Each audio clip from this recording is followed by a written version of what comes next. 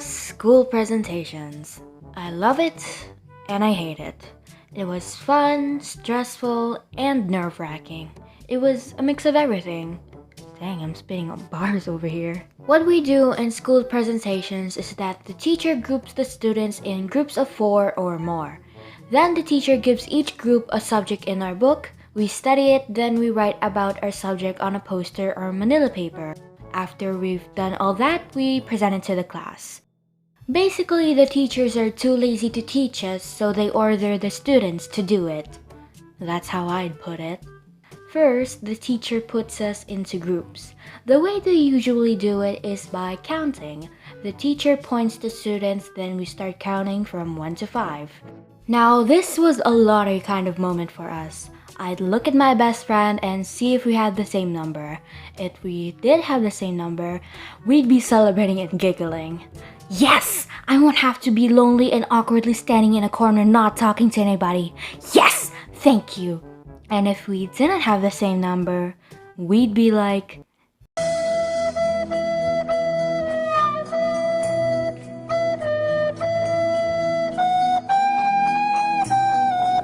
anyway, after we finished counting and going to our respective groups, we'd all be deciding on who'll be the leader.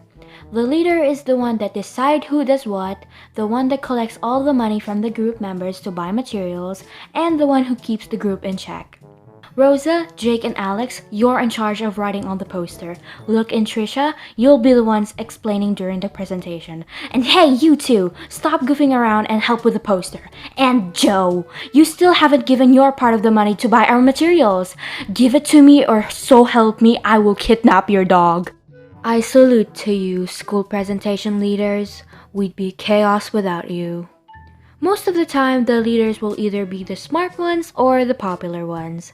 But there are times that I get picked as a leader, cause I'm like so smart and popular. But most of the time, I don't get picked, sadly. Once everything's been settled and we've bought all the materials, we start working on the presentation. The leader is the one who mostly does everything. They literally carry the whole group. Again, props to you, school presentation leaders. We'd be lost without you. Then the artistic ones and the ones who have good handwriting make the poster. And the leader, the smart ones, and the extroverted ones talk and explain during the presentation. The troublemakers are just there. You know, like they're just there. Hey, we do something.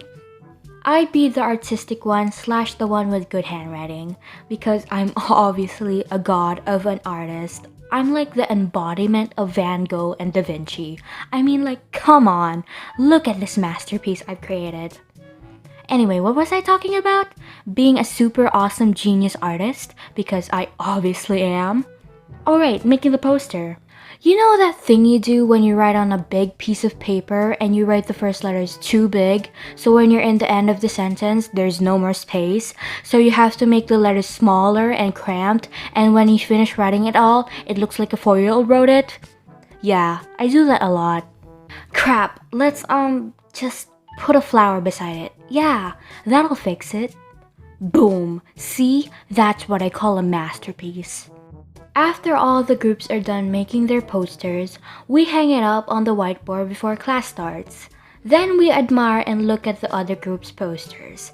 It was kind of like a contest. Some of us, I'd be one of them, would be jealous of the other group's posters that have good writing or good designs. Wow, look at Group 4's design. It looks so good. I wish we thought of that design. Group 1 is so lucky. They got France. She's super good at art. I'm so jealous. And then we just look at our group's poster and it's just... Yeah, I don't get why I got picked to make the poster. But there's also times when I get picked to speak for the presentation. And oh boy, is it an emotional disaster. I wouldn't review the subject we were given that much. I would just skim through it and review the part I'll be talking about. And when it's time to do the presentation, I'd be a nervous wreck. My hands would be very sweaty but still cold. Like, how can that happen? And I just stand still while holding my book. I just say my lines and let the leader and the others do the rest. I would try so hard to speak loudly and explain, but then I'd stutter and then I realized that I'm speaking too quietly. Some of the students in the back would also say, "Speak louder, I can't hear you." I know, right? I don't understand anything you're saying. Yeah, those students make me so mad because when it's their turn to do their presentation, they're quiet too. They have the audacity to say that us quiet ones should speak up when they just stand still, look like they're about to cry, and read directly from the poster in a shy, monotone voice.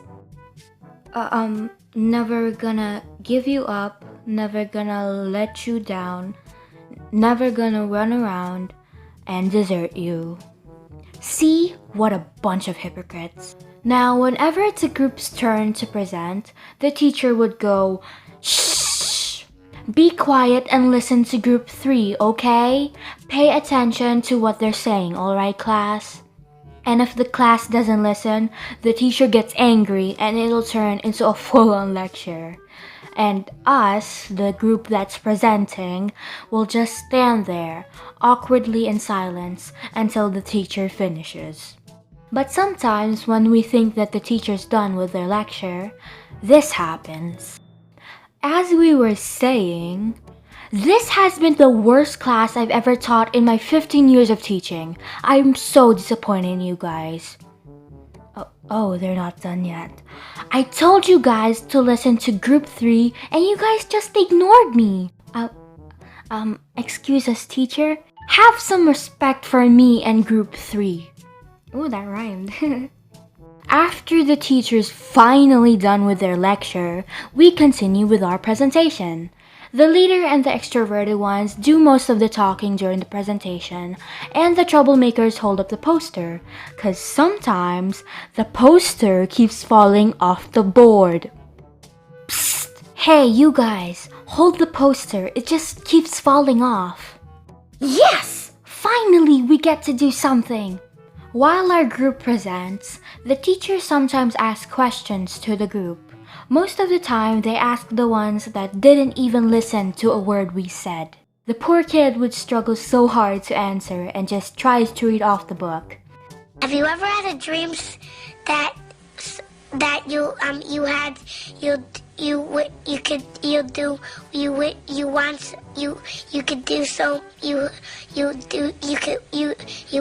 want him to do you so much you could do anything? So the leader and the smart ones try to help them so that the group won't inevitably fail.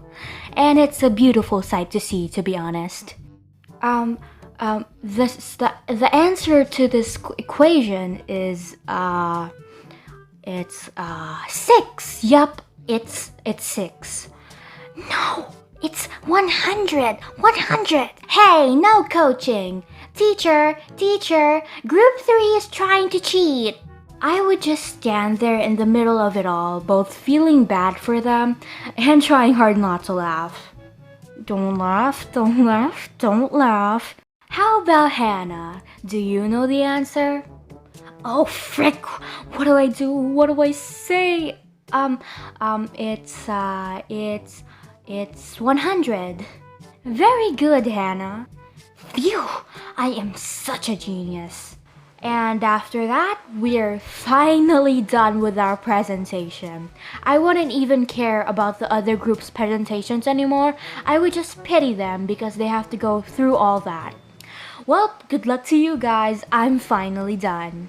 It was a train wreck, but we did it, guys. All in all, school presentations are okay.